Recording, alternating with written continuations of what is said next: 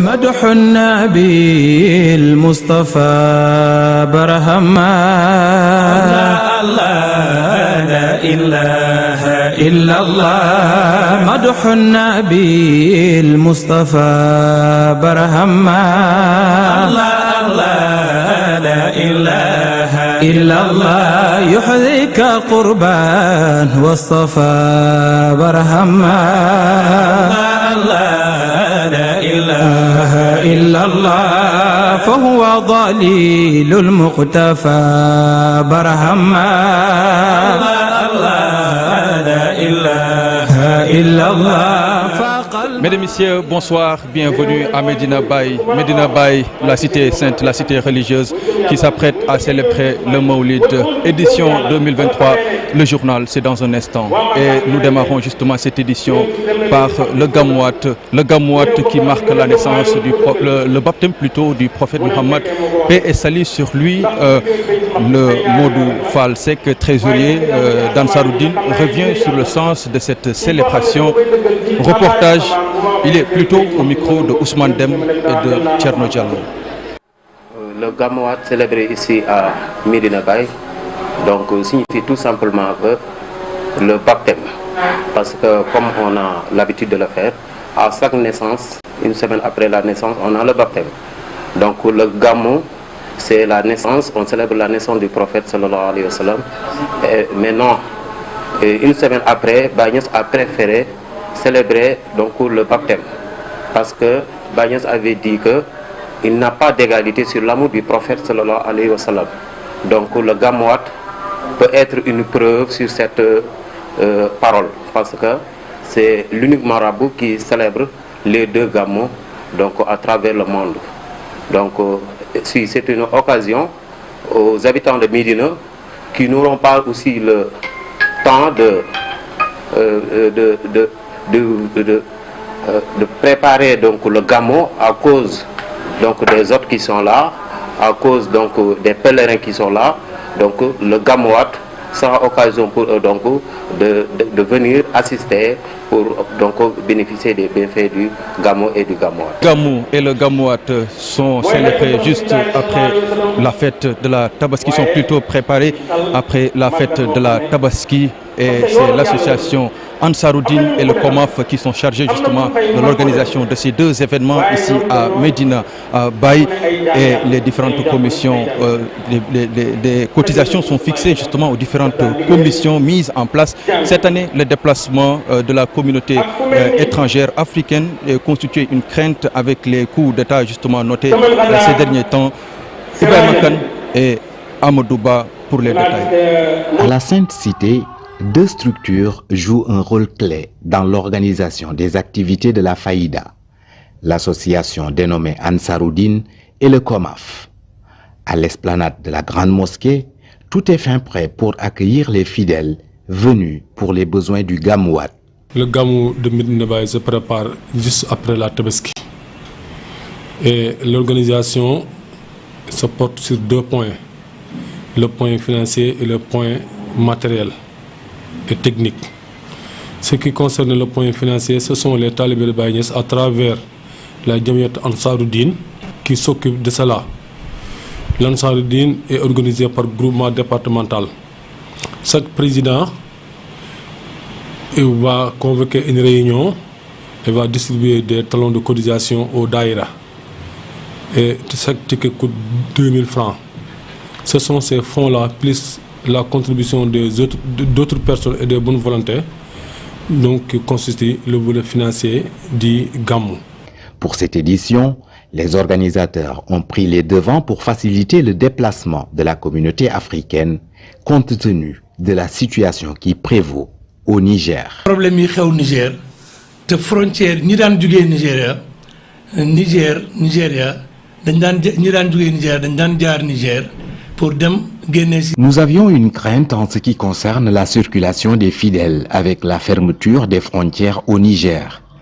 Les fidèles qui viennent du Nigeria avaient l'habitude de passer par le Niger, le Burkina Faso et le Mali avant de rallier le Sénégal. Je constate l'arrivée massive de fidèles maliens. J'ose espérer que si les Maliens sont venus pour le Gamou, ils vont faciliter l'entrée sur leur territoire à d'autres fidèles, notamment les Nigérians et autres, pour qu'ils puissent regagner eux aussi le Sénégal. Les autorités en ont discuté certainement et l'ambassadeur du Sénégal à Abuja a fait des recommandations spéciales pour faciliter leur déplacement. Recommandation spéciale boo xam ne képp ku jëm Medina Baye làkk boo mën a doon jugee Nigeria jëm Sénégal dana la recommander ba trajet boo jaar duñ la fa indil problème da nga libre mën a ñëw ci jàmm. Plus que quelques minutes avant la célébration du Mawlud bis, un événement porté en amont et en aval par les deux structures à qui l'organisation a été confiée. Merci Ibrahima Kane et Amadou Ba. Et puis sachez que chaque année, différentes nationalités viennent ici à Medina Baye célébrer le Gamou. C'est le cas des Nigériens et des Béninois. Ces derniers qui effectuent le voyage par voie terrestre font souvent 4, 5 voire 6 jours justement pour arriver ici dans la ville sainte. Cette année, les Béninois, plutôt les Nigériens qui ont voulu effectuer le déplacement, certains n'ont pas pu le faire à cause du coup d'État. Suivons le reportage. Et à la tête de la délégation de la communauté béninoise venue célébrer le Maulid ici à Medina Baye. Imam à Cotonou, Abdoulaye Idrissou Seydou et ses compatriotes se disent très satisfaits de l'organisation du Maulid. Nous avons bien passé le Gamou et nous sommes fiers parce que nous sommes une communauté Tijaniya au Bénin qui organise le voyage depuis 2006. Notre bureau a essayé de faire le premier voyage avec le bus de Cotonou jusqu'à Kaolack. Depuis 2006, nous venons et nous nous retrouvons fièrement avec les frères, avec l'organisation de la Tarika au Sénégal. Nous voyons tout ce qui se passe du côté des Niasse et du côté des Cissé. Nous sommes fiers. Ils organisent le voyage depuis 2006. Avant de quitter le Bénin, ils prennent toutes les dispositions et font souvent entre 4, 5, voire 6 jours sur la route. Cette année, ils ont amené 7 bus avec près de 60 disciples dans chaque bus. Si votre véhicule est bien et que vous avez un bon chauffeur, vous avez 4 jours, 3 à 4 jours. Mais si vous traînez un peu, ou bien les tracasseries policières, douanières, vous avez 5 jours. Nous avons fait 6 jours parce qu'on avait des difficultés avec notre chauffeur qui n'était pas habitué, c'était sa première fois. On a fait 6 jours, d'autres ont fait 4 jours, 5 jours. Chaque groupe va dans sa maison d'accueil et on se retrouve souvent les matins pour lire le Coran. On se retrouve quand il y a quelque chose pour une réunion pour décider. Donc actuellement, je suis le chef de la délégation de Haïti, puisque j'en ai le secrétaire général adjoint et le président des convoyeurs du Bénin pour venir au Sénégal. Une autre communauté qui effectue le déplacement chaque année, celle nigérienne. Mais pour cette édition, beaucoup d'entre eux sont restés au pays à cause du coup d'État. Certains sont venus et d'autres n'ont pas pu effectuer le déplacement. C'est très compliqué au niveau des frontières avec le coup d'État. Ismaël Touré formule tous les jours des prières pour la paix au Niger et partout en Afrique, tout comme Ousseynou Cissé qui nous vient du Nigeria.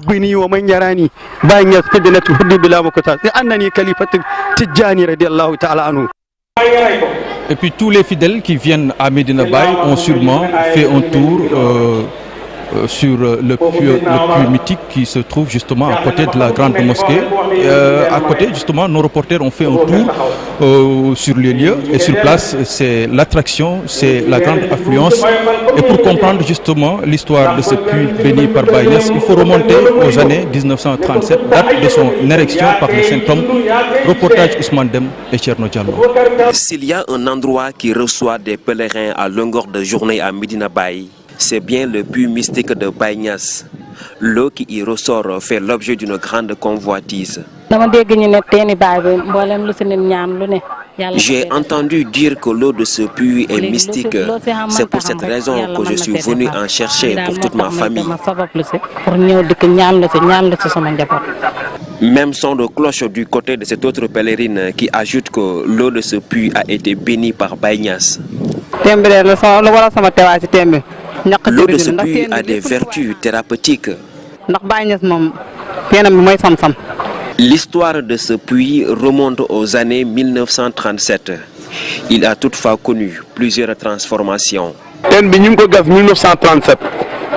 Ce puits a été érigé en 1937. Il a été réhabilité par le premier calife de Baye Niass, El Hadj Abdoulaye Niass. L'affluence autour de ce puits s'explique par les nombreux secrets qui le regorgent.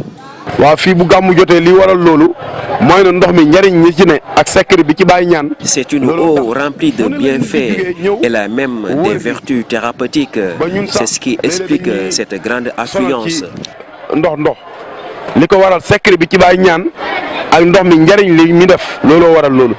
À l'occasion de chaque gamou, ce puits enregistre la présence de nombreux visiteurs.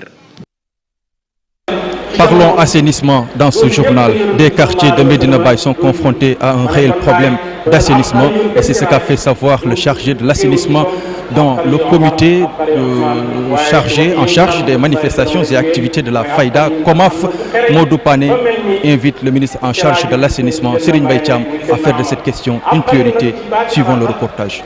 Un gros problème à Medina Baye, et même s'il y a eu des efforts dans ce sens, il reste encore beaucoup à faire. L'assainissement est un véritable problème à Médina. Il y a eu quelques réalisations, mais ça reste. Il y a des quartiers où les habitants souffrent. Par exemple à Sam, où la nappe phréatique cause beaucoup de difficultés aux populations. Et nous avons vraiment besoin de l'assainissement de ces zones.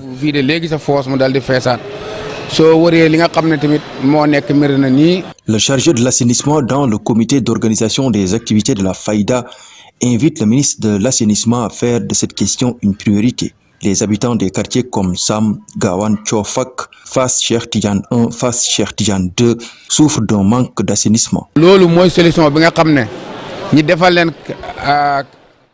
doivent construire des canalisations, brancher le réseau de l'ONAS. C'est mieux que d'amener chaque année des camions de vidange et de reprendre le même processus. Nous sommes en période d'hivernage et je pense que vous-même vous avez vu toutes les difficultés que les populations rencontrent. L'assainissement est un véritable problème à Medina Baye et cette préoccupation doit être gérée, surtout en cette période d'hivernage dans cette cité religieuse qui reçoit des milliers de fidèles venus de partout. En cette période de Maoulit, le petit commerce est en plein essor. Les vendeurs de chapelets et bonnets ne diront pas le contraire. Des articles qui se vendent entre 100 000 voire 200 000 francs CFA. Ibrahima Kane et Amadouba sont allés à leur rencontre. Reportage. En cette période de Maouloud, les chapelets sont plus que prisés à Medina Baye. L'activité marche très bien. Les fidèles aiment bien les chapelets, les étrangers viennent acheter, la population locale aussi. Plusieurs qualités sont proposées et les prix varient entre 10 000 et 200 000 francs CFA. Pour les qualités, il y a ceux qu'on appelle Koukou Asli, Barline importé, Barline local, Fayrous, Faybar, Yusrou, Yusrou Asli, et les prix varient entre 10 000 et 200 000 francs CFA. Dans cet atelier de circonstances, les artisans sont en plein dans la confection des chapelets. Nous apportons notre touche sur les chapelets importés. Quand nous les recevons, nous procédons à une petite modification. Tout dépend de la couleur. Nous créons, comme vous pouvez le constater, des accessoires que nous ajoutons pour rendre le chapelet beaucoup plus attrayant. Outre les chapelets, les bonnets sont également très cotés. Nalal Mouna s'active dans la vente de ses produits. Les bonnets, c'est un trésor du moment parce que c'est quelque chose de prisé. Les gens aiment tellement les bonnets que vraiment, machallah. Même nous qui sommes dans l'activité, on a du mal à satisfaire la clientèle. Et de là, je profite pour leur demander pardon pour cela, quoi. Mais vraiment, ces bonnets sont prisés vraiment. Et c'est à la mode et c'est stylé. Partout dans le monde, même je vous dirais. Tout comme les chapelets, plusieurs qualités sont exposées. Des bonnets qui coûtent jusqu'à 100 000 francs ou plus. Les prix pour le low quality, la plus basse qualité, c'est à 10 000 francs. Mais pour les super VIP, ça monte jusqu'à 100 et quelques mille voire. Les super VIP sont nommés Tangara. Et parmi les Tangara, il y a des qualités différentes, il y a des designs différents. Il y a le Kinde Capet, Myriam, hein? Il y a plein d'autres designs, quoi. Que ce soit les bonnets ou les chapelets, les vendeurs ne se plaignent pas. Ils font de très bonnes affaires en cette période de Mawlud.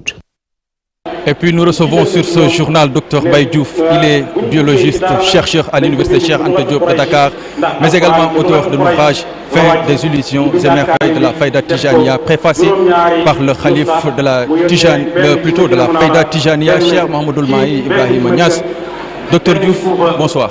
Bonsoir Al-Hassan. Alors, merci d'avoir répondu à notre invitation. Alors aujourd'hui nous célébrons le Gamouat. Si on parle du Gamouat, pourquoi aujourd'hui Maulana Cheikh al-Islam El Hadj Ibrahima Niass célébrer le Gamouat? Alhamdulillah, wa salatu wa salamu ala rasulillah, Sayyidina wa Maulana Muhammadin sallallahu alayhi wa sallam. A'udhu billahi min shururi anfusina wa min sayyiati a'malina. Man yahdillahu fahuwa al-muhtadi wa man yudlil falan tajida lahu waliyan murshida. الحمد لله الذي هدانا لهذا وما كنا لنهتدي لولا أن هدانا الله سبحانك لا علم لنا إلا ما علمتنا إنك أنت عليم الحكيم. الحمد لله. السلام عليكم Al-Hassan. Merci de votre invitation. Et la question est très pertinente. Le sens du Gamouat, c'est revenir sur l'attachement qu'avait Cheikh Ibrahim vis-à-vis du prophète Mohammed sallallahu alayhi wa sallam. Parce que le Gamou, Cheikh Ibrahim, célébrait la naissance du prophète. Mais il ne se limitait pas à seulement la naissance du prophète Mohammed sallallahu alayhi wa sallam. Mais il a continué à célébrer une deuxième facette du prophète Mohammed sallallahu alayhi wa sallam, qui est la naissance, en fait, qui est la manifestation du nom. Et quand vous regardez même dans le Taniya, Badi dit ahlan bi yawmi summi Muhammadan khayr ismi ramzan li ma'na al-ism. Vous voyez que au-delà de l'être du prophète Mohammed sallallahu alayhi wa sallam, qui est né la dernière fois, comme on dit, le Gamou, qu'on célébrait le Gamou qui est passé, au-delà de la naissance du prophète, il y a aussi le secret de son nom. Badi dit que bienvenue le jour où le prophète a été nommé. Muhammadan khayr ismi, ça veut dire que le prophète Muhammad, le nom Muhammad est le meilleur des noms. Ramzan li ma'na ismi, c'est là où se trouve le secret. C'est parce qu'il y a une allusion aux significations du nom. Parce que le nom du prophète Muhammad signifie le loué. Donc son nom est en liaison ou en subtilité avec la louange. Donc le prophète sallallahu alayhi wa sallam, pour ceux qui le connaissent, c'est l'être qui est loué. Mais aussi c'est lui-même qui a loué le Seigneur à sa juste valeur. Donc tout le secret du Gamouat se trouve dans la magnificence du nom du prophète Mohammed sallallahu alayhi wa sallam. Et ce nom, c'est le secret de la louange. Et ce secret de la louange, c'est quoi? C'est la station la plus élevée qu'un serviteur peut prétendre accéder ou expérimenter. Parce que la plus grande manifestation de l'expression même du paradis, c'est la louange. C'est la louange du Seigneur. Parce que da'wahum fiha subhanakallahumma wa tahiyyatuhum fiha salam wa akhiru da'wahum alhamdulillahi rabbil alamin. Ceux qui seront au paradis, les gens du paradis, leur dernière expression, c'est alhamdulillahi rabbil alamin. C'est la louange du Seigneur. Et Cheikh Ibrahim disait que le prophète sallallahu alayhi wa sallam, c'est lui qui tiendra le drapeau de la louange au jour de la résurrection. Il a dit que Adam wa man dunuhu tahta liwa'i yawm al-qiyamah. Adam et autre que lui sera sous ma coupole au jour de la résurrection, parce que c'est moi qui brandira le drapeau de la louange du Seigneur. Et Cheikh Ibrahim l'a dit que pour ceux qui connaissent le prophète Mohammed sallallahu alayhi wa sallam, Le prophète, c'est l'être du paradis. La personnification du paradis, c'est quoi? C'est le prophète Mohammed sallallahu alayhi wa sallam. Et donc tout cet aspect de glorification de l'être du prophète, Cheikh Ibrahim l'a montré pratiquement dans tous ses degrés. Dans l'être du prophète, dans son nom, dans ses attributs, dans ses œuvres. Tous les détails ont été magnifiés par Cheikh Ibrahim. Et donc c'est ça qui affirme ce que Cheikh Ibrahim vivait comme station. Il a dit que est-ce que ton œil a une fois vu un serviteur, en fait la vie d'un serviteur aussi agréable, parce que sa vie toute entière est louange à Allah et alhamdulillah rabbil alamin. Ça veut dire que la louange, c'est l'être du prophète. Et celui qui accède à cet être du prophète, il accède au paradis en réalité. Cheikh Ibrahim nous dit même que pour ceux qui connaissent le prophète, soyez heureux, soyez ravis. Tant que vous connaissez le prophète, Fahis, Marhan, Madumta Tadri, Muhammada. Parce que le prophète, c'est la clé des bonheurs, c'est la clé des miséricordes, c'est la clé des amours, c'est la clé de toute forme de jouissance spirituelle. C'est dans l'être du prophète Mohammed sallallahu alayhi wa sallam. Et donc ce secret a été dévoilé par Cheikh Ibrahim, il a été dévoilé par le Gamou, il a été dévoilé par le Gamouat. C'est-à-dire un autre secret qu'il voulait justement dévoiler, montrer à ceux-là qui venaient ici et qui l'écoutaient, l'autre secret du prophète Mohammed, paix et salut sur lui, à travers le Gamouat.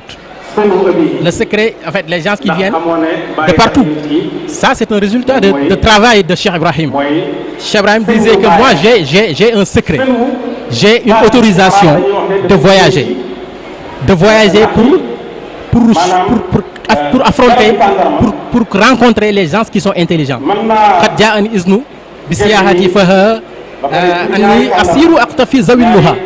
J'ai eu l'autorisation de voyager pour rencontrer les gens qui sont intelligents, pour les convaincre et les montrer cette réalité du prophète Mohammed sallallahu alayhi wa sallam. Donc Cheikh Ibrahim, tout ce qu'il faisait dans sa vie, c'est quoi? C'est relever ce défi de la religion. Parce que tout le secret de la religion, de l'islam, se trouve dans la connaissance du prophète Mohammed sallallahu alayhi wa sallam. Plus quelqu'un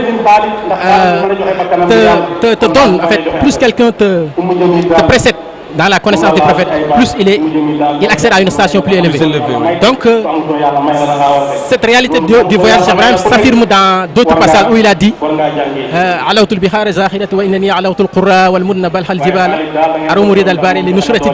tu vois. Donc, tous ces voyages, il a voyagé, il a survolé les montagnes, il a survolé les villages, il a survolé les océans, les capitales, les grandes villes.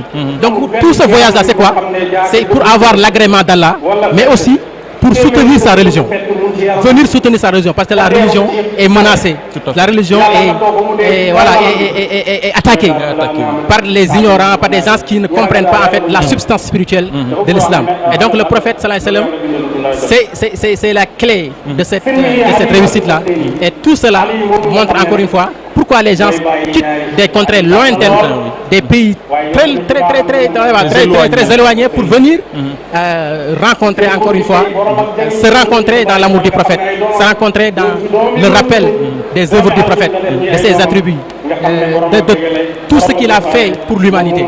Et tout cela sera des grâces et des miséricordes pour nous, quoi. Voilà. Docteur, si on devait aujourd'hui parler de la dimension internationale de Cheikh Ibrahim Niass, à quoi est-ce qu'on peut se référer? Si on devait parler de la dimension internationale de Cheikh Ibrahim, à quoi est-ce qu'on peut se référer aujourd'hui? Oui, mais la dimension internationale de Cheikh Ibrahim est assez claire. Aujourd'hui, quand on vient à Medina Baye, moi je disais qu'il faut qu'aujourd'hui au moins l'État, le gouvernement, s'immisce dans les affaires de Medina Baye, parce que c'est quelque chose qui est extraordinaire, qui est très particulier. En fait, c'est pas très grand Medina Baye, mais imaginez combien de nationalités sont présentes, combien de nationalités viennent chaque année ici pour célébrer le Gamou. Et même au-delà du Gamou, il y a des gens qui restent. La connaissance. Il y a des gens qui restent à Medina Baye. Il y a dans les jours ordinaires, dans les mois ordinaires, il y a des personnes qui viennent en fait investiguer les secrets qui se cachent à Medina Baye. Donc tout cela, pour moi, c'est déjà un outil, c'est un potentiel du Sénégal, un potentiel à exploiter. Et voilà, c'est quelque chose à vraiment valoriser.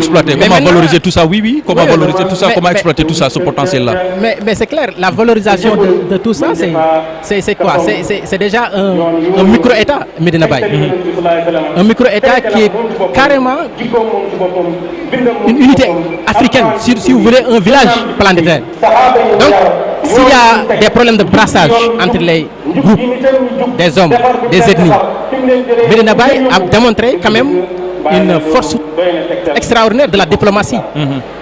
Cheikh Mohamedoul Mahi Niass, pour citer un exemple, était l'invité du Soudan. Tout à fait. À un moment donné pour régler des conflits entre des ouais.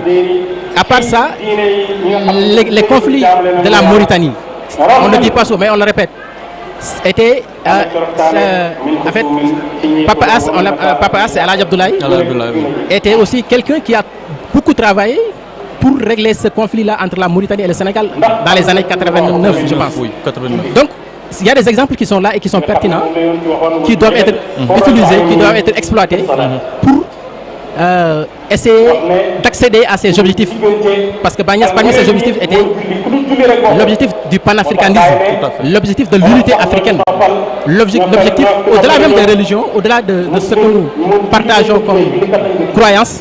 Au-delà de ça, il y a l'humanité qu'il a vu comme un village planétaire. Oustaz Barham nous a dit que Bagnès a vu le monde comme étant un village planétaire, avant même que le terme village planétaire ne soit divulgué. Donc il voyait le monde comme un village où chacun quitte sa maison et vient au niveau de la place publique, échanger et voilà, s'embrasser. Se développer ensemble. Mais après ça, chacun rentre chez lui et continue ses croyances. Si sa religion c'est l'islam, il continue l'islam. Si sa religion est autre chose, il continue. Donc tout cela montre quand même que Medina Baye a un potentiel à valoriser sur le plan international. On sait que Baye aussi parlait souvent avec la jeunesse, à la jeunesse même. Quelles ont été ces recommandations de toujours? Comme on dit, Bagnès a dit que la jeunesse, l'avenir de chaque patrie repose sur sa jeunesse. Inna mustaqbala kulli watanin innama yatawaqqafu ala shababiha la ala kulli shabab bal shababi zawil a'la il hamidati wa himam al aliyya. Cheikh Ibrahim a dit que l'avenir de toute patrie repose sur sa jeunesse, mais pas n'importe quelle jeunesse. Je veux dire des jeunes qui sont cultivés, qui ont des ambitions élevées et qui ont des caractères nobles. Parce qu'une jeunesse qui n'a pas de caractère noble, qui n'a pas de bonne moralité, c'est comme un arbre sans fruits. Et il a continué فجدوا واجتهدوا في تحصيل العلم وليس علم الفرائض والنوافل فحسبون وليس علم الحساب فحسبون والنوافل وليس علم اللغة والنحو والصرف والبلاغة بفروعها فحسبون لكن شاركوا من تركت حممهم إلى علم أسرار الكون. Cheikh Ibrahim a dit que allez investiguer, persévérer dans la connaissance, rechercher la connaissance, mais pas seulement la connaissance, comme on l'a souvent prétendu, la connaissance des livres, la connaissance des faraïd et des nawafil, c'est bon quand même, c'est bon. Mais ne vous limitez pas à ça, pas à la connaissance des calculs, ne vous limitez pas à ça, pas à la connaissance de la grammaire, des sciences des langues, de la rhétorique avec toutes ces branches, ne vous limitez pas à ça, mais continuez la recherche, continuez jusqu'à aller vers les secrets de l'univers.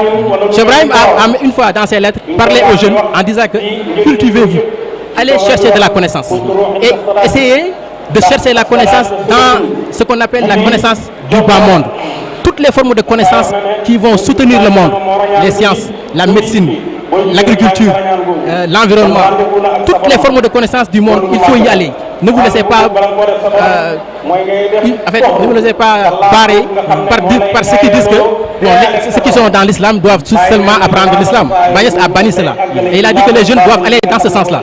Parce que c'est un défi à relever. Et il a mis dans une lettre, parce que le secret de l'univers, il a dit comme ça étant le plus grand, la plus grande ambition des jeunes. Aller vers le secret, vers la connaissance du secret de l'univers. Aujourd'hui, les plus grandes investigations se trouvent dans la conquête spatiale, dans la connaissance de l'intimité de la matière, dans la connaissance de l'univers en tant que en tant qu'existence.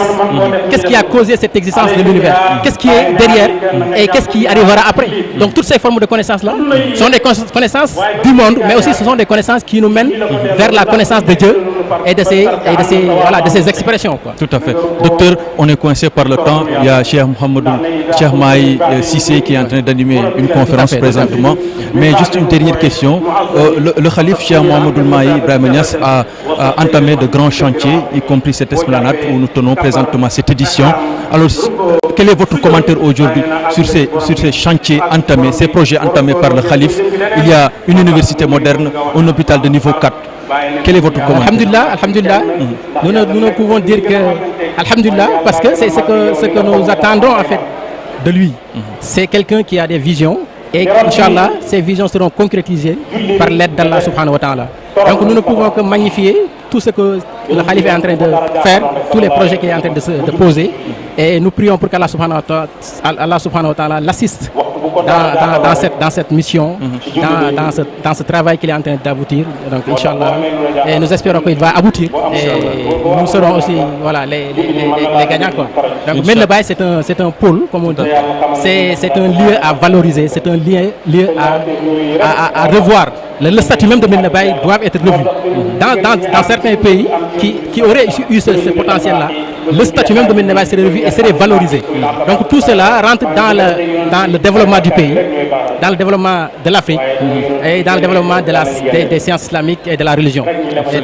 C'est ça l'objectif qu'avait Cheikh Ibrahim. Tout à fait. Merci beaucoup, docteur. Merci d'avoir répondu à notre invitation. C'est moi qui vous remercie. C'était un plaisir également. Alhamdulillah, merci beaucoup. Merci également à vous qui nous suivez. Un clin d'œil à nos compatriotes, la diaspora. Restez sur nos programmes. Ils se poursuivent, pardon. Vous n'allez rien rater justement sur cet événement. Nous vous disons à bientôt, nous, Inch'Allah Rabbi, dans d'autres événements du genre. Allah